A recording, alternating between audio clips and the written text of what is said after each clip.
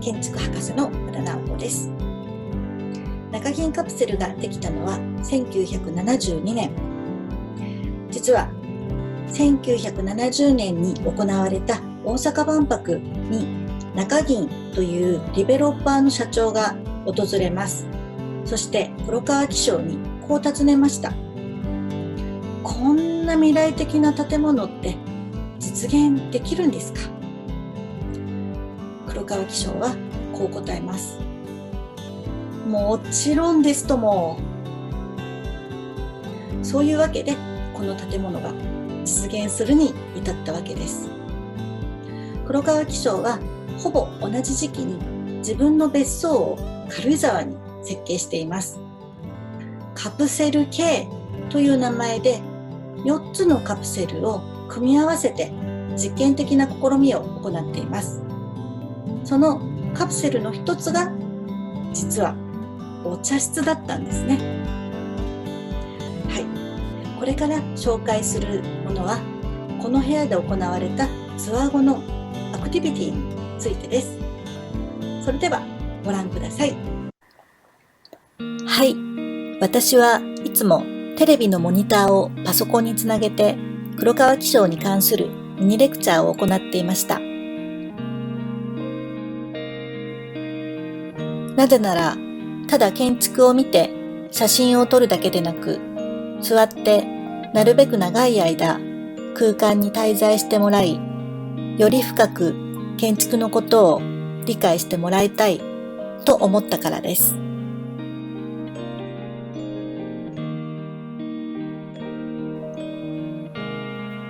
ミニレクチャーの内容はいずれまた。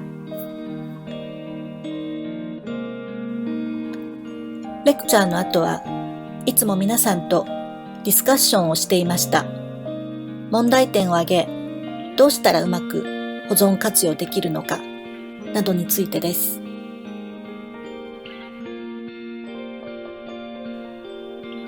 また特別にお茶会を催したこともありました。その際は掛け軸や季節のお花も用意しました。この時は丸窓に合わせて演奏の色紙を用意しました。この時は黒川のドローイングを用意しました。おもてなしの精神は大事です。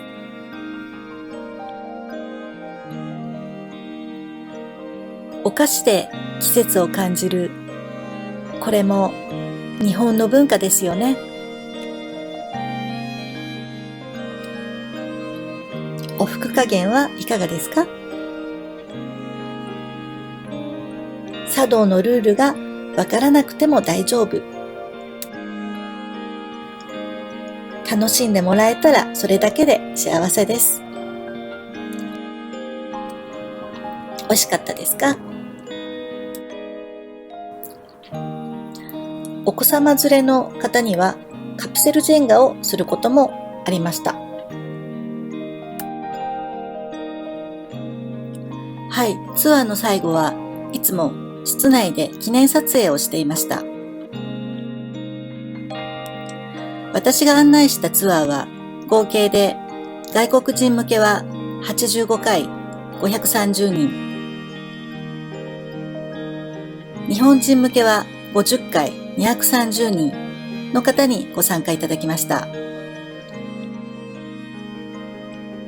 このようなツアーは中銀カプセル以外でも行っています。ドコモモジャパンとの連携も始まり、国内外のネットワークを広げつつあります。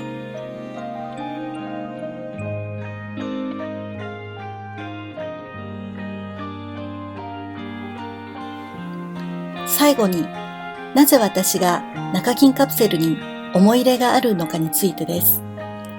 今から20年前、私は黒川紀章の秘書をしていました。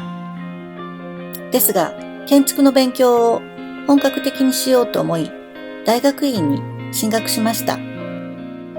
彼に頼まれた最後の仕事が、実は中銀カプセルの掃除だったのです。そういうわけで、私は彼の代わりにツアーを通じて中銀の価値を知ってもらう活動を約1年半していました。はい、バーチャルツアーいかがでしたか？お楽しみいただけましたでしょうか？実は中銀カプセルタワーは今大変厳しい状況にあります。もしかしたら壊されてしまうかもしれません。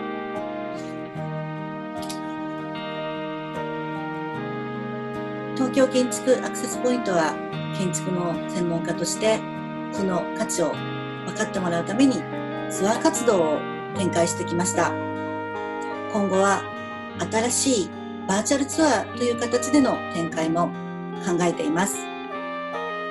そしてドクターナフーはドコモモジャパンと連携を図り、アーカイブ事業にも携わっていきます。いわゆる図面、ドローイングなんかの紙資料も大事ですが、建物がそこに存在していた記憶というものも大事です。それはいずれ情報を発信していきたいと思っています。それでは今回初めての試み、ドクターナフーのバーチャルツアーでした。またお会いしましょう。